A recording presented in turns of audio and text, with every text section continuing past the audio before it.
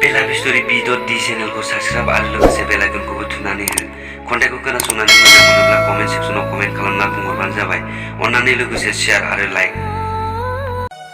जेब्ला गावनिफ्राय आनज्रायलाङो अब्ला गोसोआव माबायदि मोनो बे बाथ्राखौ बेसो मिथिगौ। जाय गावनि गोसोनि मानसिखौ खोमानानै लादों जोंनि थाखाय रोजा रोजा थानो हानाय नाथाय जोंखौ गोजोन होगोन। जाय बे गारनानै थांदों बेखौ थांनो हो।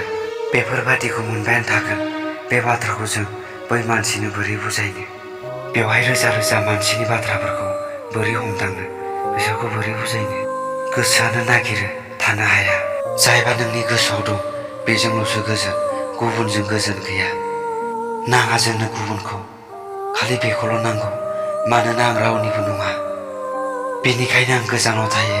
आं बेखौ बिनि गोसोखौ दुखु नायनो हाया, एदावनो हाया। जेसेबां जियानो जाया माथों नेबाय था, सानसे समाव समा फैखागोन। फंसे नङा फंसे बाथ्रा बुंना गालांखागोन। नोंजों रिलेसन बिनि खोथा, गोसोनि राव।